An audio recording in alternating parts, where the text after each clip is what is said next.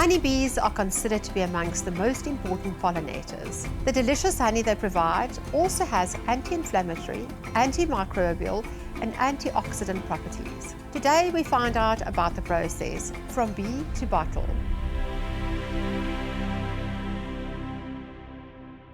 Honey is a product that has been used and revered since ancient times. Exactly how long honey has existed is hard to say, because it has been around since as far back as we can record.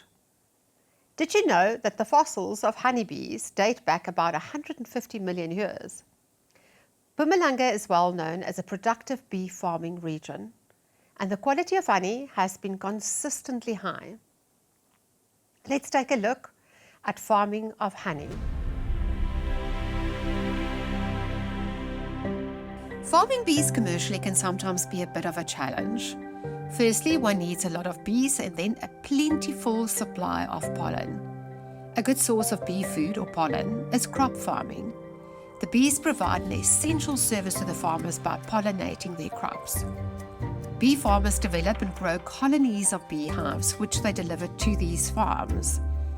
From the ensuing pollination, the bee farmer will get a hive full of honey which can then be sold. We met some of the bee farmers to find out more. To be a bee farmer, you must have a lot of patience and a lot of endurance. You must be able to go with almost no sleep in some seasons, and because you need to deliver the bees on time. And yes, if you think it's a quick buck to make, no, it's hard. There's about 20,000 different species of bees, but not all of them make honey. 90% are like pollinators, it's native bees. In the Western Cape, you get the Cape capensis. We call it the black bee here because it's a pest. And we are farming with scutulata, also known as African killer bee. There's about 60,000 bees in a proper swarm. In a honey flow, it can take you up to 3 weeks to build it up, from catch to build up. And in a dry season, it can take 4 months. The farmers inquire for bees, how many swarms. They decide how many swarms they want on how many hectares, like 4 to 6 beehives per hectare of kiwis, 4 beehives on macadamians per hectare to get proper pollination.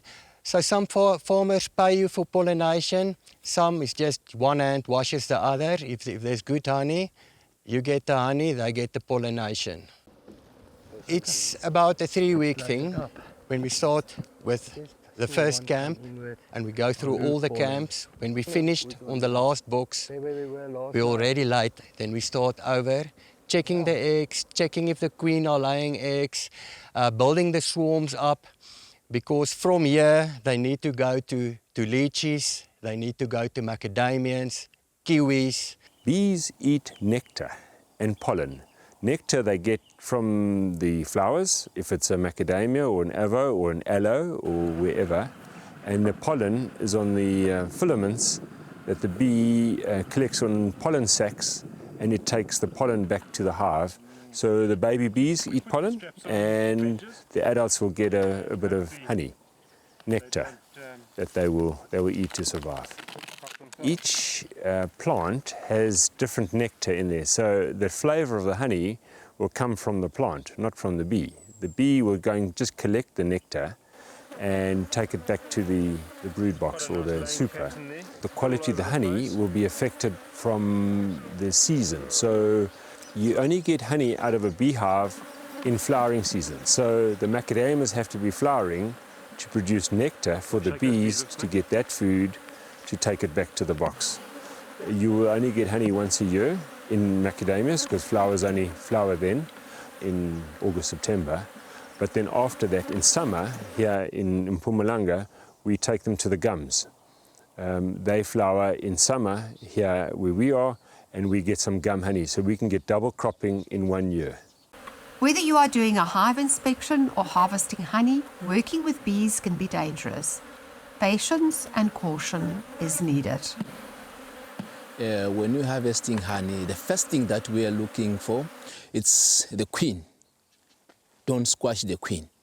If you squash the queen, you must know the hive is gone because the bees, all of them, they controlled by the queen.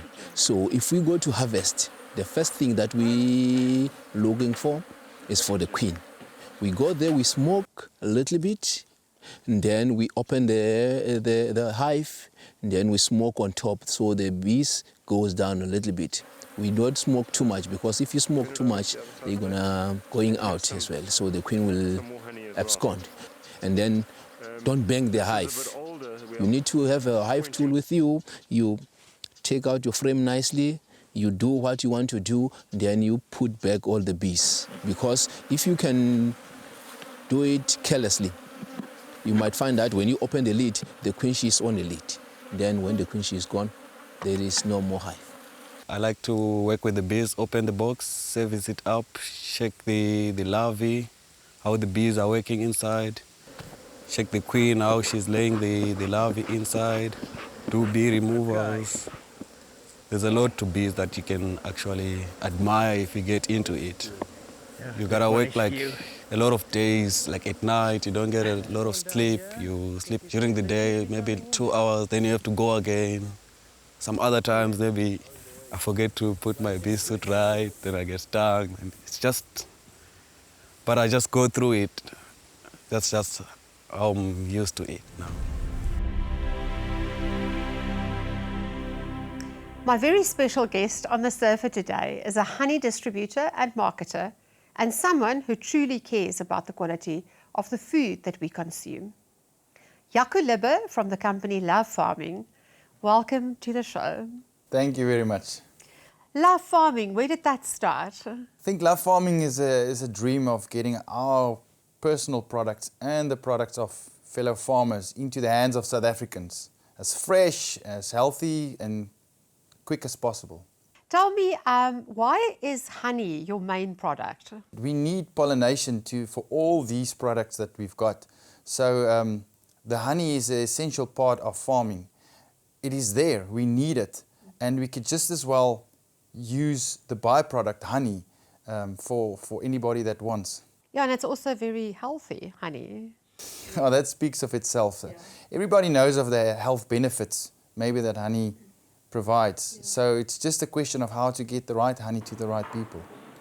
And tell me, how easy or difficult is it to get into honey farming? And would you recommend, say for instance me, to say, Saretta, you need to seriously consider honey farming?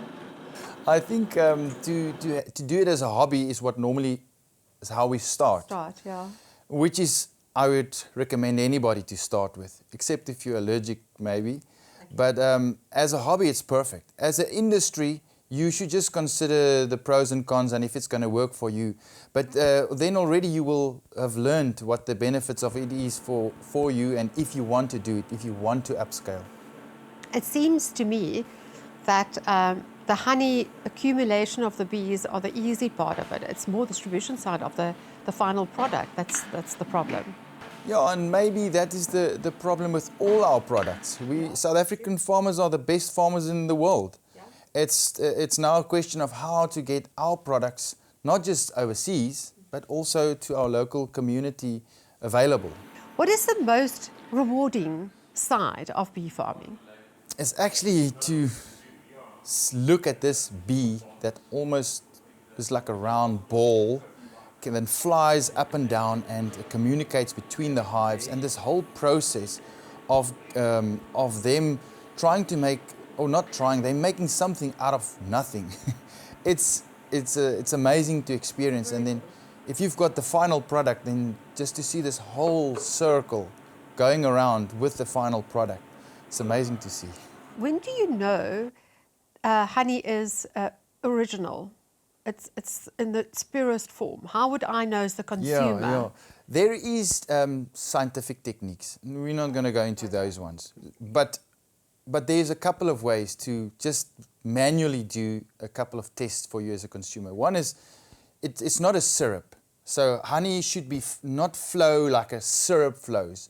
It should be a slow moving product. Thick consistency. Thick product. Yeah. So if you take a honey bottle, you turn it around, the bubble mustn't go up to the top. Means that it's too fluid. it's too much sugar in it maybe, or too much water in it. So it must go slow. It must also crystallize after a while, depending on which type it has to. Then you know it's pure. Yeah. So those, even if you can squeeze it into water, if you can just think if there was sugar with it, It's going to dissolve. it's going to dissolve, yeah. So maybe it will just float in a float. little It will bubble. blend. It will not just blend. It will. You will see the honey still in there. That's quite interesting. I didn't know that you could actually self-test it. I am going to try it. Do. Jaco, if somebody wants to know more about beekeeping, bee farming, honey distribution, where can they get hold of you? Yeah, we've got a website, lovefarming.co.za. So they can go there and get our contact details, or email info@lovefarming.co.za. Thank you, Jaco, for spending time with us and here in Shepherd's Sofa, the studio. We've learned a lot from you, and hopefully a lot of our viewers is going to make contact with you.